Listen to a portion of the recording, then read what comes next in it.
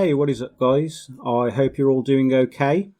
Welcome to another episode of Making Noise on Into the Unknown Radio. I'm Dan P, and my guest this week is Aaron Stainthorpe from UK Doom Metal Legends, My Dying Bride.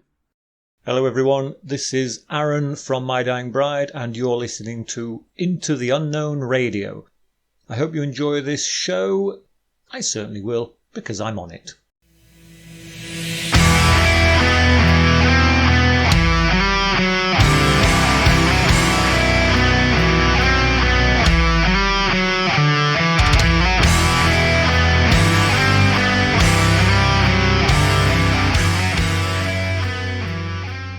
Hi Aaron, so firstly thank you for appearing on my show, and I hope you and your family are doing okay with the current coronavirus pandemic going on around the world.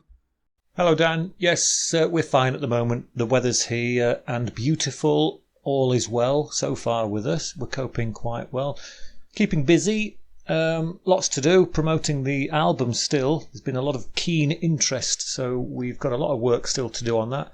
It's a shame we're not doing any gigs. Well, we might be doing some towards the end of the year, but at the moment it's looking a little bit barren on the live front. But we haven't played live for over 3 years now anyway, so this extension of not playing live isn't really going to affect My Dying Bride that much. So far so good. We're doing okay, thank you. That's really good to hear. I'm glad everyone is okay. The world is a crazy place right now. So, you guys released your 13th studio album, The Ghost of Orion, on the 6th of March. Could you tell us a little bit about where the title for the album came from? Was there any particular inspiration behind it? Personally, I'm reminded of the Light at the End of the World album a lot, especially with some of the more nautical themes and the similar symbols appearing within the artwork. The title for the album, The Ghost of Orion, is a shortened version of the original title, which was A Ghost Crawls from the Mouth of Orion. There is a bit of a story about it, but I'm keeping that under my hat at the moment. It just adds a little bit of mystery to the whole story. I just don't want to give the game away at such an early stage, so we'll let the fans mull over what that means. And yeah, I see the similarities between Orion and the Light at the End of the World. Probably because I did a lot of the inner artwork on both those albums, and I like symbols, I like symbology, because people question what they are, and I like mysterious things. You know, when you put a symbol, when you invent a symbol, of course everybody wants to know the meaning behind it. So yeah, there are similarities between the two. I can't even remember when the Light at the End of the World was. Long time ago now. But yeah, new album's doing well. We're very proud of it. But I'm not giving away the album title just yet. Come back in a year's time and I may reveal it then. Okay.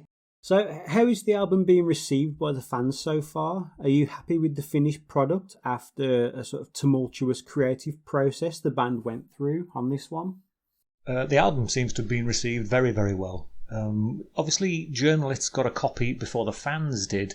And when myself and Andrew did a lot of the press and meeting journalists face to face, they had very positive feedback for the album, which was great. That was a good start. But of course, they don't buy the album. They get it for free. So it's the fans that really matter. And when the album finally did come out, it all seems to have gone down very well. We were very happy with the release, obviously. We put a lot of hard work into it and it seems to have paid off. There's a lot of positive feedback for it, and the reviews in the magazines and the radio stations has been very, very positive. So we're really thrilled with that. Very, very thrilled. Yeah, as I say, it was difficult to create. Hopefully the next one won't be anywhere near as tricky as this one. But it's out now. We can't do anything about it. The fans seem to like it. You're always going to get some diehards who complain about this, that and the other, but that's the same with every single album. You know, no matter what we try and do, there's always going to be somebody who's going to complain about every new album, and we can't do anything about that. So long as you can please yourselves as a band, if you're writing material that you want to listen to, then I think that's important. When you start writing material that you're not keen on but you think other people will like, then that's perhaps the wrong route to take. It's not the route for My Dying Bride. We write songs that we really want to hear, and they're written from the soul. and we just hope that other people do like them. So far, so good. That's great to hear. So, there are a couple of guests on this new album in the shape of Joe Quayle on the cello and some guest vocals from Lindy Faye Heller. How did they come to be involved in the creation process? We've always liked the sound of the cello. I think it fits with My Dying Bride's music very, very well. And we've had other cellists in the past, but they were kind of like friends or students, and that was fine. But for this time round, Mark Minot, the studio engineer, when we mentioned we wanted cello, he knew Joe Quayle, so immediately put in a good word for us. And Joe was definitely up for it. She came up from London and she spent the day in the studio with us. And the recording was just absolutely amazing. You know, she's such a talented musician. And watching her performing with that magnificent instrument was just amazing. You know, she played the stuff that our violin player Sean composed, and she played in certain areas on certain songs that we wanted, and then we gave her free rein to put anything she wanted wherever she wanted. So there's quite a lot of Jo on the album, which is great because she's a great musician. And Lindy Faye Heller takes part on the track The Solace, which is basically just her and our guitar player Andrew. Andrew wrote this wonderful piece of music, and it was rich but sparse, and it needed something. It needed a voice or something else, but not my voice. And Andrew's a fan of Wardruna, so he got in touch, or our tour manager Deborah got in touch, because she knows them very well. And we put the question to Lindy Faye, and she said yes, thankfully. We sent the music over to Norway. She recorded her parts in Norway and returned them. And when we heard it, we thought it was magical, and we decided to simply leave it like that. Her and Andrew. I was tempted to do some of my vocals on top, but I feared it might ruin it. It's so simple in its beauty that it just remains a duet, and I think it stands up very, very strong for remaining like that and not for the rest of us joining in and messing around on it. It's beauty in its simplicity. So I'm sure I heard somewhere that an EP of tracks that didn't make the album is coming out sometime this year, and that your daughter laid down some guest vocals on a track. Could you tell us a little bit about that? Yes, my daughter came to the studio when she was feeling much better, and we thought, well, while she's there, stick her in the vocal booth. And she just did some sort of la la la la la, but then when you sort of down tune it a bit and put some echo on, it sounds quite scary. So we decided to include a little bit on one of the songs. Which didn't make the album, but it's on an EP called Macabre Cabaret, which hopefully will be out later on in 2020. It was all recorded at exactly the same time as the album, so the production is very similar. We didn't pick the tracks for the EP because we couldn't, we recorded 11 pieces of music, and we couldn't pick which ones were for the EP because we just kept arguing about it because we all liked them. So we left it up to Nuclear Blast to pick. So they picked 3 songs from the 11, leaving 8 for the album. So there's an EP due called Macabre Cabaret sometime later in the year. No idea when. And the artwork's already complete for it, and that looks magnificent. So it's virtually ready to go. It's entirely up to the label when they release it. So, if you liked The Ghost of Orion, then I'm pretty sure you're going to like this as well, because it's basically from the same kind of stock. Excellent news. I'll look forward to that. So the band has created a couple of music videos to accompany the new album. How was making the videos for Your Broken Shore and To Outlive the Gods as an experience? Videos are always quite fun to do. They're a pain in the ass at the same time, but, it's like being on a film set, I suppose. And it's difficult because we're not actors. It feels a bit awkward sometimes, but they're always quite good fun to do. The first part of the making of Your Broken Shore was fine. We were in a nice warm building, lots of food, drinks, facilities, everything that was there, absolutely great. This was late November, so the weather outside was terrible. But the second day of shooting, that was all outside, and it rained all day, and it was freezing cold. And then the director suggested I get into a river after I've blacked up, it was an odd request considering I couldn't relate that to the lyrics or the song in any way. However, I'm quite happy for the director to take the lead there, because I'm in the band looking out, so I've no idea what My Dying Bride looks like from a fan or an outsider's point of view. So James Sharrock, the director, he obviously saw something that none of us saw and wanted to introduce that into the visuals, so we let him go for it.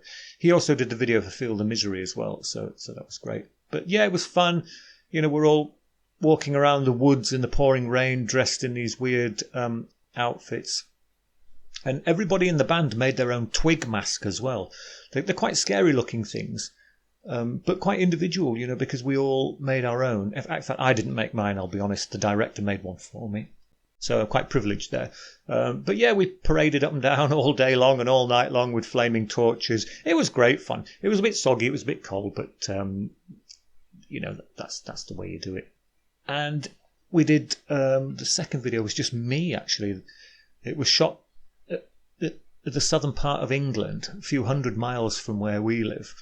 It was for the song To Outlive the Gods. That had more of a vampire theme, but that was a bit more, that went along with the narrative of the lyrics a bit more than Your Broken Shore did, which was great as well. You know, it's good to be there. Again, a bit weird acting. I'm not used to that kind of thing. You kind of think that when you are a frontman on stage, there's a degree of acting when you're doing a live show. There is, but when there's a camera there, it's a completely different form of acting. It's very difficult, despite the fact that you can do take after take after take until you get it right. It still feels very awkward.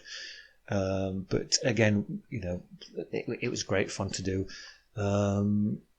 So yeah, and I'm not sure if we're going to do a video for Macabre Cabaret, the EP I just mentioned. We might, I don't know, there might be a lyric video, or I'm not sure. That's too far off in the future to worry about that at the moment.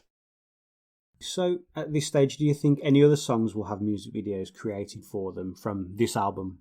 There was a third video done. Well, it was actually classed as a second video for the song Tired of Tears. That was one of Nuclear Blast's lyric videos. They've done a lot of lyric videos, and they asked us if they could do one. And again, we said, just pick any song, it's fine for us. You know, we like all our songs. We're not embarrassed about any of them. So if someone says, can I make a video of one of your songs? Of course, we're going to say yes. Lyric videos are quite good fun as well, and they don't really involve the band very much, which is quite nice as well. We get to sit back and wait for someone else to deliver all the hard work. So yeah, there have actually officially been 3 videos from the Ghost of Orion, and that's probably enough. Okay, Aaron, we're going to take a little trip down memory lane. I want to talk generally about My Dying Bride now. So if you could, what are your earliest memories of how the band came together? Maybe a little bit about Towards the Sinister and even the God is Alone 7-inch? I will never forget how the band came into existence. We were all fans of a nightclub called the Frog and Toad in Bradford in West Yorkshire. And you sort of immediately know who you're going to like because you spot what T-shirt they're wearing, and if they're wearing a shirt of a band you really like, then you kind of, you know you're probably going to get on quite well with these people. And I knew Calvin first, and Andrew and Rick were in a band called Abiosis together, and they were sort of just, they'd done a demo tape, but I don't think the vibe was feeling very good. So me and Calvin went up to Rick and Andy one night. We'd had a few beers, obviously, and said, do you fancy forming a band? It's kind of a doom death metal band. And we just said, yeah, it's Saturday night. Tomorrow, Sunday. Let's hire a studio on Sunday. We'll all 4 of us get together, see what happens. And that was it. My Dying Bride was formed just like that.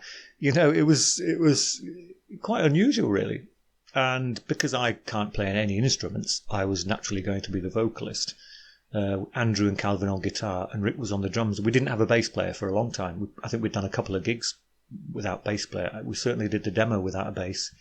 Well, Andrew or Cal, someone played the bass, but we didn't have a bass player. And it was good days, you know. We did a demo tape. I'm sure some kids these days don't even know what a tape is. I can't remember how many copies we did, but we sent them out to all the fanzines, because we were very much into tape trading back then, so we knew a lot of fanzines. We sent all those guys the tapes, and we sent them to about 5 or 6 different record labels, Peaceville being one of them. And Peaceville were very interested because we were a local band as well. And they quite liked what we did on the Towards the Sinister demo. So they sent one of their guys over to the next recording we did, which was the 7-inch single for Listenable Records in France called God Is Alone. And though I can't remember who it was, Dave Pybus, I think it was, who came over from the record label. Dave later on ended up playing bass in Cradle of Filth. Bit of information for you there. And Dave liked the way we worked, and he reported back to Peaceville that we weren't insane. We all seemed to get on very well. We're capable human beings. And a couple of weeks later, Peaceville offered us a record deal, which was absolutely fantastic. We were over the moon. We signed immediately because obviously we were familiar with all the previous bands on Peaceville, and they had some great bands. So we were more than happy to sign with Peaceville, and we spent, 2 decades with those guys. They're lovely, lovely people, and long may they continue. Yeah, I agree. I do love Peaceville. They've put out plenty of albums that have changed or shaped my musical tastes over the years. So anyway, moving on. One question I see thrown around by a few people is about the band logo. So could you clear it up once and for all? Who designed it? And did it have any particular feeling or inspiration behind it? The logo was definitely designed by myself. And because I wasn't very good at actually drawing, rather than come up with a nice, competent, neat format, I thought I'd come up with something that was a little bit different. So I did a few attempts where I put a big marker pen in my mouth and wrote My Dying Bride with my mouth. And some of those were okay.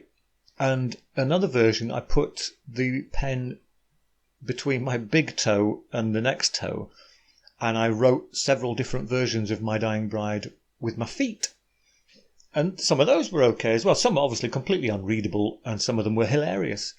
And I still, someone knows somewhere, but I still cannot remember if it was a foot one or a mouth one, which is the one we stuck with. But most definitely the logo was done by me, but it wasn't done by my hands. It was done by some other part of my body. That's amazing. It's not really what you expect, is it? But then again, I suppose the best stories never are. So still thinking about the early days, would you say the band had any kind of mission statement? Would you say that differs now as you've progressed and evolved over a 30-year career? I wouldn't say we had a mission statement as such. We just wanted to create thoughtful music from the heart, delivered with passion, and that wasn't sort of generic. It wasn't bum-tit, verse, chorus, guitar solo, verse, chorus, bum-tit. There was already a lot of that about. We wanted to do interesting compositions, slightly technical compositions. I was always going to make sure the words were a little bit different from the usual doom death metal bands. So if it's a statement, really we just wanted to write the doomiest, most melancholic, well thought out material we possibly could. And that, I suppose, is still with us today. We think very hard before we start writing an album. We don't just, write stuff willy-nilly. We put a lot of effort into it, and we reread the things we've done to make sure that if there's room for improvement, we can improve upon them. We had a lot of time to do Ghost of Orion, so we looked at some of the songs that were complete, figured if we could rearrange some of the riffs, or if there was any way we could do it better, then we will do it better.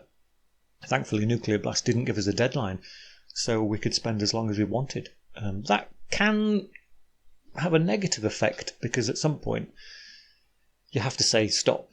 And if you don't have a deadline, you can just carry on forever tweaking. But we just wanted to write the doomiest stuff ever. We have relaxed a little bit on the Ghost of Orion, just because we've been at it 30 years. We wanted to just not chill out a bit, but not be less showy. Do you know what I mean? Not be so technical. Some of the riffs and the lyrics were very technical in the past, and that's probably why a lot of people aren't that familiar with My Dying Bride. They've probably had a quick listen and thought, I'm not going there. With the Ghost of Orion, we purposely made the album a bit more accessible. It's still awkward for a lot of people. It's still full of doom and gloom, and it's too much for many, I guess, regular folk.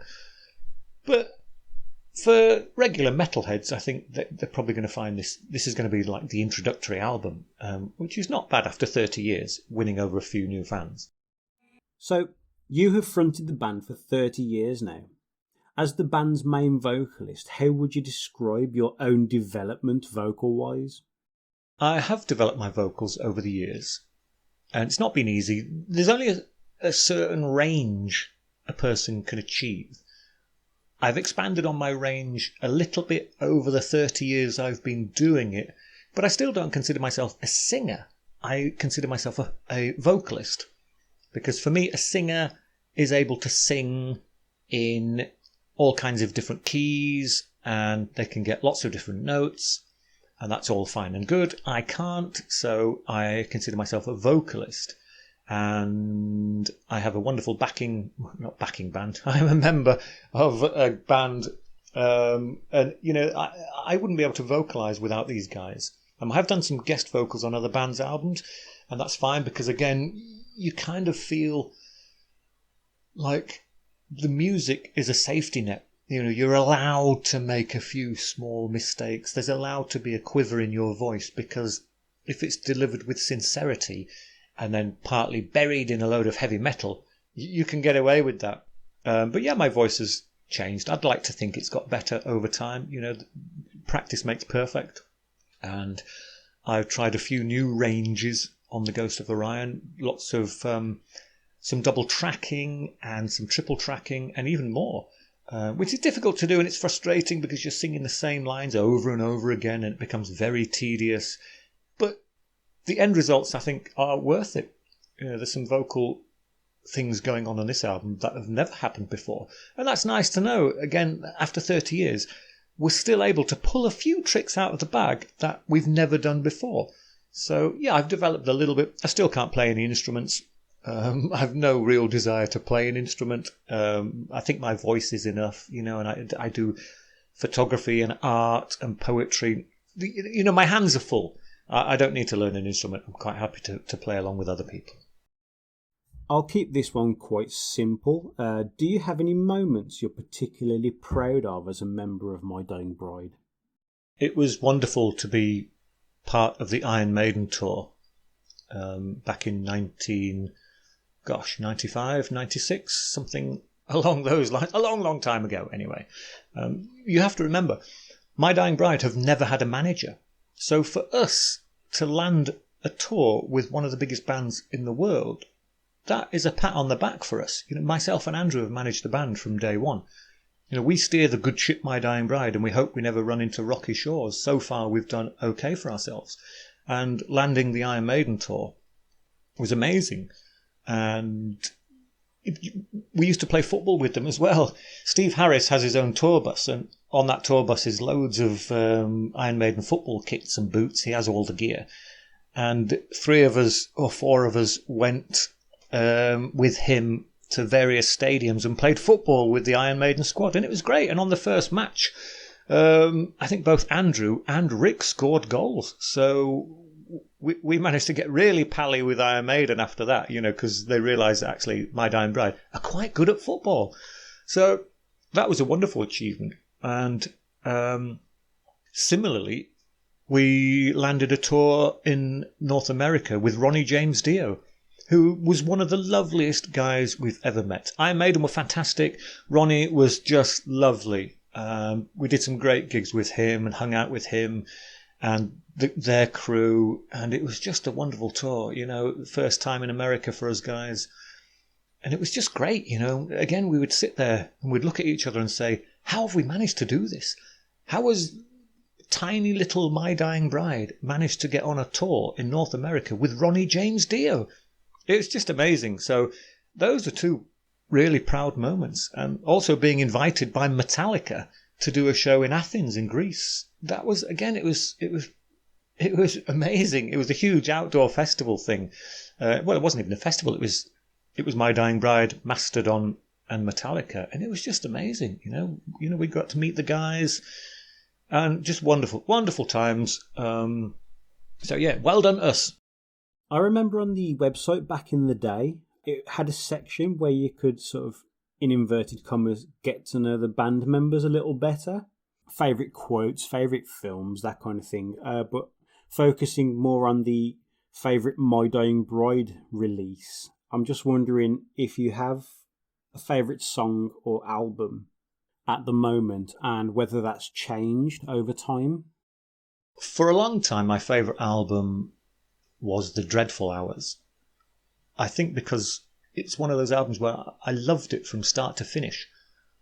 And I was responsible for the artwork, and it was a good time for My Dying Bride. You know, we were feeling good, everyone was fit and healthy, the music was coming and flowing well, we were gigging quite nicely, and things all seemed to be in the right place at the right time with that album.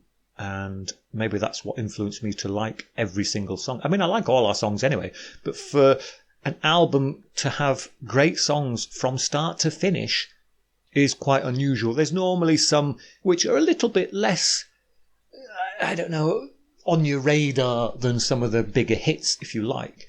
But for me, The Dreadful Hours, start to finish, absolutely wonderful. And I have been listening back to some of our albums recently, and it's, you know, we must have written over 200 songs now, and it's great to go back and listen to some, because some you do forget, because there are a few songs that never really make it onto the live list. And so when you listen back to them, you sit there with your headphones on, you start to nod a little bit, and you think, wow, this is great. We've got to sing this live. But when you've got over 200 songs, it's difficult to pick which ones you play live, because quite often, you know, you get X amount of time, and with our songs being quite lengthy, we can't get that many in. But yeah, lots of good songs. Proud of all of them. You know, when we play live, we try and sing something off every album, which can't always happen, but you know, it is what it is. But I love all the songs. Dreadful Hours has been my favourite album for a while. I don't really have a favourite song. But you know, listening to The Ghost of Orion, it's gonna be nip and tuck, but so far I still think The Dreadful Hours. In this next section, I want to learn a little bit more about you. Could you name some of the artists and bands whose work you would consider a landmark in your life? And would you say they influenced the band's writing at all, especially in the early days? And maybe even give us a little insight as to what you're listening to at the moment? In the early days, the music that really helped create My Dying Bride was the likes of Candlemas, Celtic Frost, Metallica, Slayer. We tried to combine lots of ideas that those guys were doing, similar ideas at least. And then, because we quite liked the gothic side of things as well, we added those elements to our music. Which could have been a disaster, you know, because the death metal fans could have thought it was too doomy and not been interested, and the doom metal fans could have thought it was too much death metal and they might not have been interested. The goths may have thought it was way too metal. You know, it was an interesting combination of ideas which could have failed miserably, but thankfully it seemed to work. So yeah, those early days, definitely Celtic Frost, Candlemas and Metallica. And there was loads of others as well, but I can't name all of them. And as we sort of progress through our career and our lives, you know, you pick up different music as you go along your life, and you shuffle away from one genre into another genre, or at least a subgenre of the original. And I've liked all kinds of things. And at the moment, you know, I like Nick Cave and the Bad Seeds. You know, you listen to music like that, and although you don't think, okay, I'm going to take that idea and mould it into something My Dying Bride can use, because that's taking someone else's idea. What happens is you listen to someone else's music and it just influences you to create something for My Dying Bride. You're not copying it. It's planted a seed, no pun intended, and that grows and it matures and comes to fruition when you start writing, and suddenly, you know, you've got a song that has been influenced by someone else but is not recognizable in any shape or form to the original person. And that's important, because if you start copying people, it will stand out like a sore thumb, and you just can't get away with that, and it's not right anyway. But again, in fact, even earlier than Celtic Frost, when I heard The Rime of the Ancient Mariner by Iron Maiden, that was probably the song which made me want to be in a band. Not just listen to heavy metal, but want to be somehow in the industry. And it was listening to the more extreme music that managed to get me into the industry. So I have Iron Maiden to thank for that. And then, as I mentioned, Celtic Frost, Candlemass, Metallica, Nick Cave and the Bad Seeds. And what are we in now? We're in 2020 now. I still like Nick Cave, but I like all kinds of stuff. Mazzy Star. Gosh, and then I like sort of more extreme stuff as well, like Pizza Tramp. And I quite like there's a scene, a sort of psychobilly scene I quite like at the moment, with the likes of King Kurt and Demented Argo. They're quite good fun. There's a band called Snake Rattlers. They're great, and that's a wonderful scene. Not necessarily an influential scene for me, but still, nevertheless, I like to branch out a bit. For me, it's not 100% metal, and never has been. I love my metal, but if something else is well performed, well played, well written, well executed, I'll probably like it. I'm not just a metal head. If music is good, I'll like it. Not what many would expect, I'm sure, but I'm completely with you there. Good music is good music. I personally love all music, really, as long as it's good, of course, So, lyrically then, where do your lyrical ideas come from? What do you start with, say, and how do you go about shaping these ideas into sort of fully formed songs?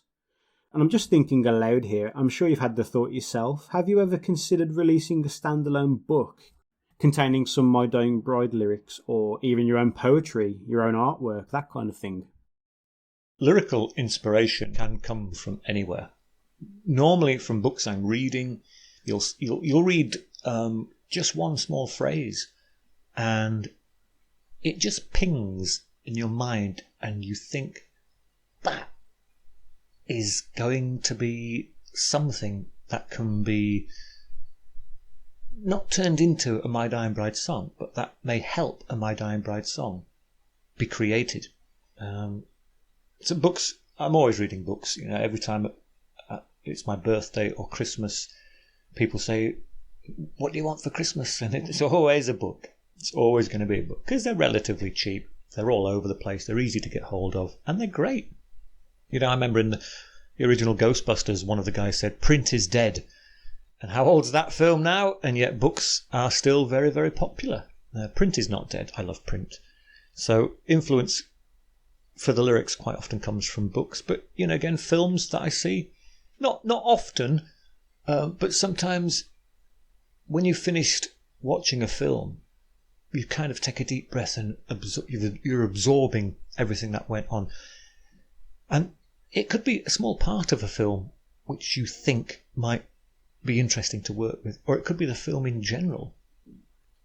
You just don't know. You honestly, I don't go searching for inspiration. I did in the early days. In the early days, I thought to myself, if I want to write a piece of lyric, I'm immediately going to go to Byron or Keats, the old boys of poetry, read something they've written, hope that inspires me, and then I'd write something inspired by them.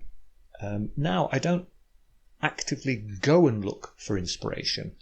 I just hope that at some point I trip over it, which is more often than not the case. But I just really enjoy writing now, and when I write for My Dying Bride, that becomes lyrics for My Dying Bride. But I'm quite often writing all the time, so there's a lot of leftovers, if you like, and things that I write that I know aren't going to be given to My Dying Bride. They're just things that I write because I want to write. I enjoy all aspects of writing. My handwriting is terrible, obviously, because my mind is narrating to me so fast that my handwriting is quite erratic, and it's quite tricky to reread later, because at the moment I've gathered all my poems and short stories and limericks together, and I'm in the process of translating them onto the computer. Indeed, in the hope of perhaps publishing a book in the future. Whether or not I'm worthy enough to have a book published of my work is yet to be seen. I suspect My Dying Bride fans will like it.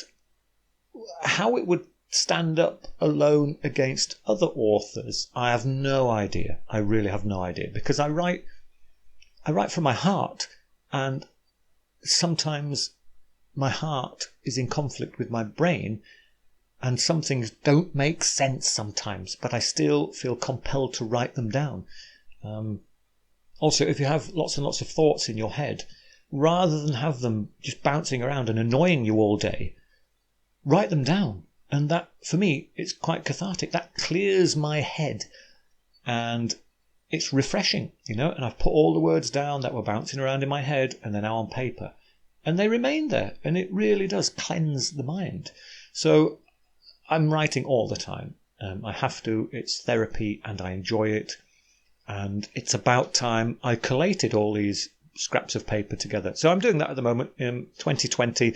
I'm gathering them all. Then I don't know whether to let a proper editor read them, because a proper editor will try and find an angle or something and will say, I don't like that, let's not do that, can you rewrite that? And I'm not sure I want someone asking me to rewrite something that I've written from the heart.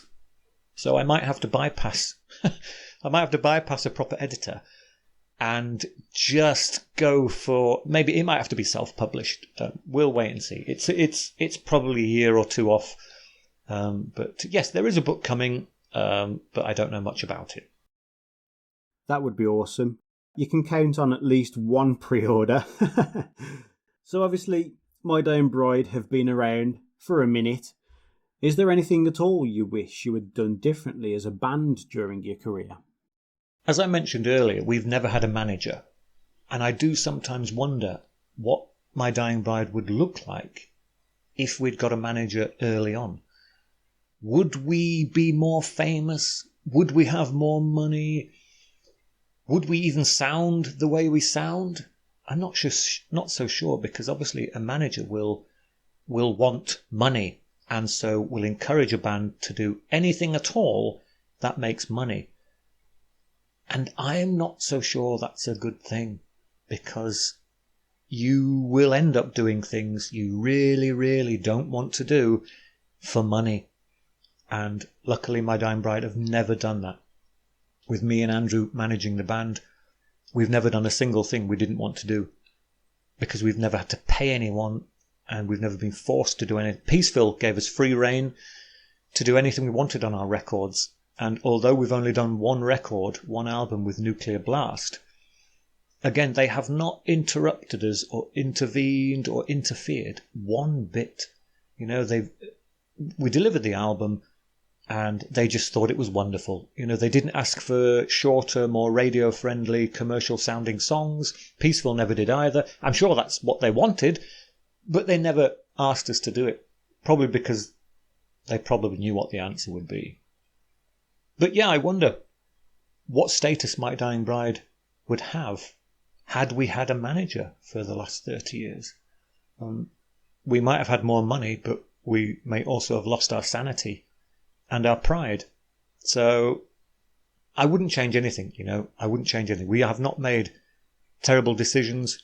We've made good decisions, and I'm extremely proud of what My Dying Bride stands for today. People know we're not a cop-out, we're not a sell-out, and I think that's nice, and long may that continue as well. So, as previously mentioned, this year marks the band's 30th anniversary.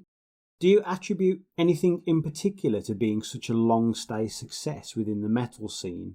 And do you guys plan to commemorate this special anniversary at all? Yes, it's our 30th anniversary in June, June the 6th to be precise. And talking about management, because we were so busy, we haven't managed to arrange any special party or celebration, I suppose.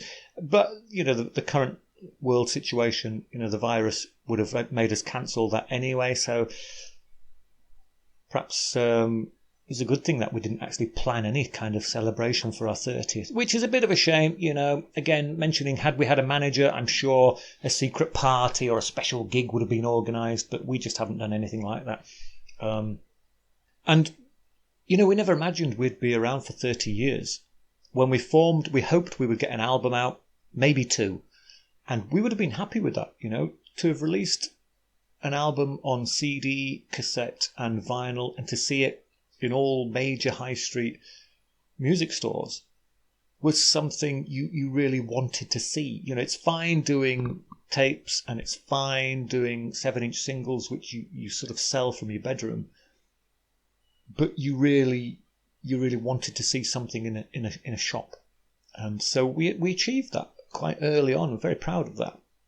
And we never imagined we'd still be going for 30 years. And I think it's because, again, no one's pushing us around. No one's telling us what to do and how to do it. When you're in control of your own destiny, you just carry on going. No one's upsetting you, so there's no need to give up. And so 30 years, that's nothing. Expect us to be around for, well, until we can't do it, I suppose. I think if you form a band in the hope of making money, that band is not going to last long at all. And we formed a band called My Dying Bride, and we've been writing melancholic music from day one. We knew there was never going to be any money. This stuff is not commercial, and that's absolutely fine by us. We don't rely 100% on income from My Dying Bride, which is a bloody good job, because we would have folded years ago. My Dying Bride is something we treat obviously with maximum respect, but it's not something we totally and financially rely on. So, we haven't played a live show for 3 years, and it doesn't really bother us that much. And the coronavirus means we're probably not going to play much in 2020. That doesn't bother us. It's just normal for us. But yeah, 30th anniversary, yeah, fine. We've created some great music. Very proud of everything we've done. And we're still doing it. We still enjoy it. We've still got things to say, things to do. One of the reasons we moved from Peaceville Records to Nuclear Blast was because we felt My Dying Bride still had more to offer, and we wanted it to get to more people. And we felt that Nuclear Blast being a bigger label would help us do that, help us spread the good word about My Dying Bride. We're still friends with Peaceville, but we needed a vehicle to expand our wings. And Nuclear Blast hopefully are doing that, and more people will now hear of My Dying Bride, which is wonderful. So yeah, we've still got things that we need to say and do, and we will continue to do them. How long for in the future? I have no idea. Let's just take every year as it comes. Just jumping back to the creation of the Ghost of Orion, the band went right up to breaking point and survived, reading a few other interviews, of course. A few members sort of came and went, have done over the years actually. So how do you see My Dying Bride continuing forward now into 2020 and beyond? Yeah, we had a couple of band member changes. That's happened, over time. People have come and gone, and that's absolutely fine. They're just hurdles, and once you've got over them, you carry on. Then it's not the end of the world. And yeah, we've got Jeff now, Jeff Singer, ex-Paradise Lost. He's on the drum kit for us. He joined just as the album was being recorded, so he was thrown in right at the deep end and basically told, learn this album in 10 days, which he did, and he played fantastic drums on it. He did a really good job. He's such a nice guy as well, Jeff. We're lucky to have him with us. Neil has joined pretty much at the end of recording, so Neil's not on the album, but he's in a local band called Valafar. And we don't want to steal Neil from that band. They're a great band and lovely guys, and we don't want to take one of their members away and stick him in our band. So Neil's playing he's playing in 2 bands basically. So that was going to be the lineup for the upcoming gigs, but as they've all been cancelled, we won't be doing any. Maybe some towards the end of the year. But yeah, Neil's great. Lovely bloke. I've known him for actually a very, very long time. And he seemingly hasn't changed that much. He's still as infantile as he was. I don't mean that, Neil, if you're listening. We've got such a wonderful crew with us now that it's almost like family. And the studio engineer and producer, Mark Minett, is also coming with us. He's going to be our sound guy as well. So it's we've got new family members coming with us next time we play live. And I'm looking forward to it because they're all lovely, lovely people. They're people you want to be around. And it's just nice to have them with us. I'm looking forward to working with them in the future. We've had a couple of rehearsals. They went really well. Everyone gets on well. There's no bickering or arguing. There wasn't a lot anyway in the past. We're fairly laid back people, to be honest. So, looking forward to actually recording with Neil in the future. As I say, he missed the recording of this album, so I've no idea what sort of, apart from his band Valafar, I don't really know what Neil can come up with musical-wise for My Dying Bride. Hopefully he'll still be with us when we come to writing the next album for Nuclear Blast, and we'll get to see some of his talents. Finally, in closing, is there anything you'd like to say to us, the fans? Well, thank you to all our fans, both in the UK and worldwide. We've had great support for many, many years. We're really proud of our strong fan base. We still chat to people now in 2020 who originally wrote letters to us back in the early 90s. We've all grown up, we've all lost a bit of hair, we've all got grey hair, families, mortgages, jobs, things we never had when we were young.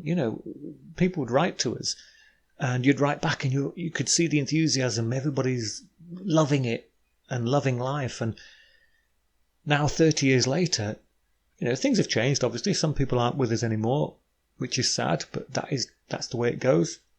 And we're making new friends all the time, which is brilliant. I've only just joined social media, years behind everybody else. And it's great fun to be in touch with people from around the globe on a daily basis. I mean, it's a bit overwhelming sometimes. You turn your phone on. I try not to turn my phone on till at least 10 or 11 in the morning.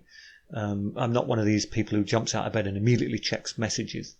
I turn it on with a slight bit of intrepidation because there's quite a lot of messages coming my way, and it's hard to reply to all of them. But I try. Obviously, I'm going to upset some people because they'll send a message and I won't be able to respond for 2 weeks because I'm responding to 500 other ones. But I'll get round to it eventually, hopefully.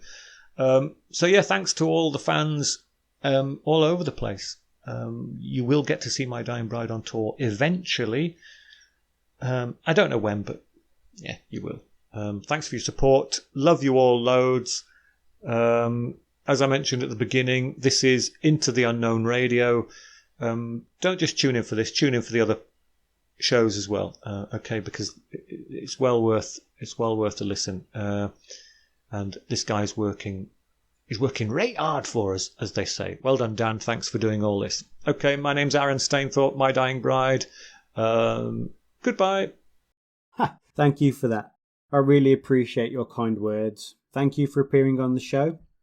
So guys, if you want to follow My Dying Bride on their social pages, you can do that at My Dying Bride Official on Facebook, Instagram, and official_MDB on Twitter. Pick up the band's brand new album, The Ghost of Orion from Nuclear Blast, Heavy Metal Online, and anywhere else you download or stream music. If you like what I'm about, of course, please like and subscribe on the social pages. Anywhere you pick up a podcast, just search for Into the Unknown Radio podcast.